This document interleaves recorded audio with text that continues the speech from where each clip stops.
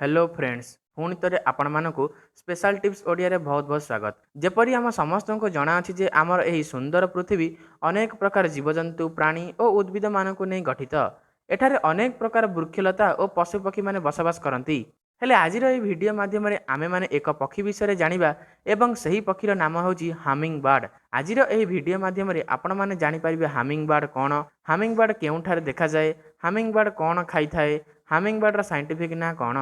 ଏହି ସମସ୍ତ ପ୍ରଶ୍ନର ଉତ୍ତର ପାଇବା ପାଇଁ ଭିଡ଼ିଓକୁ ଶେଷ ପର୍ଯ୍ୟନ୍ତ ନିଶ୍ଚିନ୍ତ ଦେଖନ୍ତୁ। ଭିଡ଼ିଓକୁ ଆରମ୍ଭ କରିବା ପୂର୍ବରୁ ଯଦି ଆପଣମାନେ ଏ ପର୍ଯ୍ୟନ୍ତ ଆମର ଏହି ଚ୍ୟାନେଲକୁ ସବସ୍କ୍ରାଇବ୍ କରିନାହାନ୍ତି ତେବେ ସବସ୍କ୍ରାଇବ୍ କରି ନୋଟିଫିକେସନକୁ ମଧ୍ୟ ଅଲ୍ରେ ସେଟ୍ କରିଦିଅନ୍ତୁ।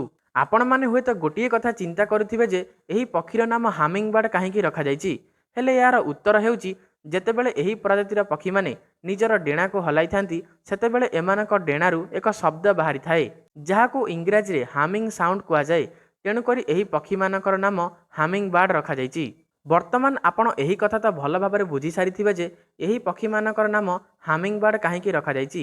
ବର୍ତ୍ତମାନ ଆମେ ଜାଣିବା ହାମିଂ ବାର୍ଡ଼ କ'ଣ ଏବଂ ଏମାନେ କେଉଁଠାରେ ଦେଖାଯାଇଥାନ୍ତି। ହାମିଂ ବାର୍ଡ଼ ହେଉଛି ଏକ ଟ୍ରପିକାଲ ବାର୍ଡ଼ ଯିଏକି ଫୁଲର ରସ ଓ ଛୋଟ ଛୋଟ କୀଟମାନଙ୍କୁ ଭକ୍ଷଣ କରିଥାଏ। ଏମାନଙ୍କର ଆଉ ଏକ ପ୍ରଜାତି ଅଛି ବି ହାମିଂ ବାର୍ଡ଼ ଆଉ ଏମାନେ ହେଉଛନ୍ତି ଦୁନିଆର ସବୁଠାରୁ ଛୋଟ ପକ୍ଷୀ। ହାମିଂ ବାର୍ଡ଼ ମୁଖ୍ୟତଃ ଆମେରିକାରେ ଦେଖାଯାଇଥାନ୍ତି। ଆମେରିକା ବ୍ୟତୀତ ଏମାନେ କିଛି ମାତ୍ରାରେ କାନାଡାରେ ମଧ୍ୟ ଦେଖା ଦେଇଥାନ୍ତି। ହାମିଂ ବାର୍ଡ଼ ମାନଙ୍କର 340ରୁ ବି ଅଧିକ ପ୍ରଜାତି ରହିଥିବା କଥା କୁହାଯାଏ ଆଉ ଏମାନେ ହେଉଛନ୍ତି ଦୁନିଆର ସବୁଠାରୁ ଛୋଟ ପକ୍ଷୀମାନଙ୍କ ମଧ୍ୟରୁ ଗୋଟିଏ। ଏହି ପକ୍ଷୀମାନଙ୍କର ଅଧିକାଂଶ ପ୍ରଜାତି 3ରୁ 5 ଇଞ୍ଚ ଲମ୍ବ ହୋଇଥାନ୍ତି। ହାମିଂ ବାର୍ଡ଼ ମାନଙ୍କର ସବୁଠାରୁ ଛୋଟ ପ୍ରଜାତି ବି ହାମିଂ ବାର୍ଡ଼ ଯିଏକି 2 ଇଞ୍ଚ ଲମ୍ବ ହୋଇଥାନ୍ତି। ହାମିଂ ବାର୍ଡ଼ ମାନଙ୍କର ସବୁଠାରୁ ଛୋଟ ପ୍ରଜାତି ବି ହାମିଂ ବାର୍ଡ଼ ହୋଇଥାନ୍ତି। ଏମାନଙ୍କର ଲମ୍ବ 2 ଇଞ୍ଚ ହୋଇଥାଏ ଓ ସବୁଠାରୁ ବଡ଼ ହାମିଂ ବାର୍ଡ଼ର ସାଇଜ 8 ଇଞ୍ଚ ଲମ୍ବା ହୋଇଥାଏ ଯାହାକି ଦକ୍ଷିଣ ଆମେରିକାରେ ଦେଖା ଦେଇଥାନ୍ତି।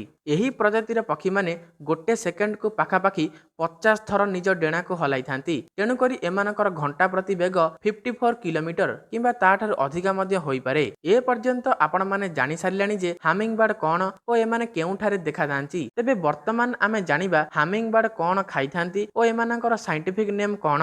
ହାମିଂ ବାର୍ଡ଼ର ସାଇଣ୍ଟିଫିକ ନେମ୍ ହେଉଛି ପ୍ରୋକିଲେଡ୍। ହାମିଂ ବାର୍ଡ଼ ଫୁଲମାନଙ୍କର ରସକୁ ପିଇ ବଞ୍ଚିଥାନ୍ତି ଓ ଛୋଟ ଛୋଟ କୀଟମାନଙ୍କୁ ମଧ୍ୟ ଆହାର କରିଥାନ୍ତି। ହାମିଂ ବାର୍ଡ଼ର ଜୀବନ କାଳ 3ରୁ 5 ବର୍ଷ ହୋଇଥାଏ। ଆପଣମାନେ ଜାଣିଲେ ହୁଏତ ଆଶ୍ଚର୍ଯ୍ୟ ହେବେ ଯେ ହାମିଂ ବାର୍ଡ଼ ହେଉଛି ଏପରି ଏକ ପକ୍ଷୀ ଯିଏକି ପଛୁଆ ଉଡ଼ିପାରେ। ଆପଣଙ୍କୁ ଆଜିର ଏହି ଭିଡ଼ିଓଟି କିପରି ଲାଗିଲା କମେଣ୍ଟ ସେକ୍ସନରେ ନିଶ୍ଚିନ୍ତ ଲେଖିବେ। ଯଦି ଏହି ଭିଡ଼ିଓ ମାଧ୍ୟମରେ ଆପଣଙ୍କୁ କିଛି ନୂଆ ଶିଖିଲେ ତେବେ ଲାଇକ୍ ସେୟାର ସବସ୍କ୍ରାଇବ୍ କରିବା ପାଇଁ ଆଦୌ ଭୁଲିବେ ନାହିଁ।